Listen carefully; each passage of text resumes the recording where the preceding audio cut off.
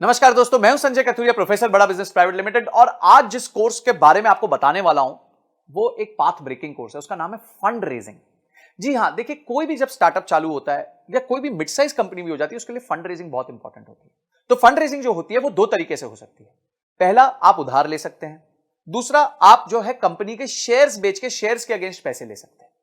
तो आप कौन से तरीके से जाना चाहेंगे, ये आपको ध्यान रखना है। तो इस कोर्स में हमने बताया कि अगर आप शेयर्स बेच के पैसा रेज करना चाहते हैं तो किन किन चीजों का आपको ध्यान रखना है। उसके लिए आपको इन्वेस्टर्स के सामने पिच करना पड़ेगा। देखिए, उधारी में क्या होता है, उधारी तो बड़ी सिंपल है।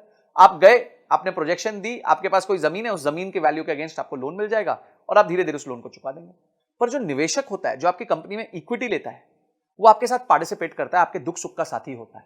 तो इसीलिए उसको आपका बिजनेस के समझना बहुत ज्यादा जरूरी होता है। और इसमें आपको बहुत चीजों का ध्यान रखना पड़ता है। पहले आपको ध्यान रखना पड़ता है कि किस तरीके के निवेशक को आपको आपको जिसको पास जाना चाहिए, आपका ऑब्जेक्टिव क्या है फंड रेज करने का, आपको इन्वेस्टमेंट चाहिए क्यों, आपका बजट क्या है, आप क्या करोगे उस पैसे के साथ। उसके बाद जब आप पैसे ले लोगे तो उसमें कहां उसको निवेश करोगे, निवेश करने के बाद किस तरह के रिटर्न्स कमा के दोगे। समझिए, आज आपका रेवेन्यू 1 करोड़ रुपए साल का है और आपने 5 करोड़ रुपए रेज किए, तो इस 5 करोड़ के साथ क्या आप अपने बिजनेस को 1 करोड़ रुपए साल के से लेके 10 करोड़ तक लेके जा सकते हैं।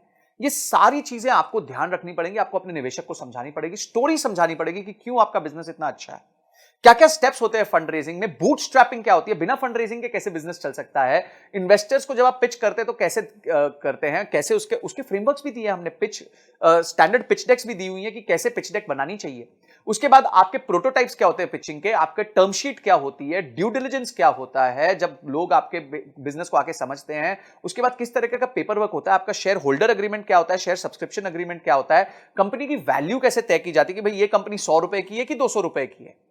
उसके बाद आप एंजल इन्वेस्टमेंट कैसे ला सकते हैं, वेंचर कैपिटलिस्ट को कैसे ला सकते हैं। और उसके साथ साथ हमने ये देखा है कि कुछ अच्छे एंटरप्रेन्योर्स से मिलकर हमने ये पता किया कि उन्होंने फंड रेज कैसे किया था, उनकी जर्नी कैसी रही है, उनके लिए कभी क्या प्रॉब्लम्स आई और उस प्रॉब्लम्स को उन्होंने कैसे सॉल्व किया। और अंत में जाके बॉम्बे स्टॉक एक्सचेंज में घंटी बजानी है, आईपीओ लेके आना है। तो किस तरीके से आप अपने बिजनेस को बिल्ड कर सकते हैं, कि इन्वेस्टमेंट बैंकर कौन होता है, उसका रोल क्या होता है आपके बिजनेस में, और किस तरीके से आपको फंड लाके देता है।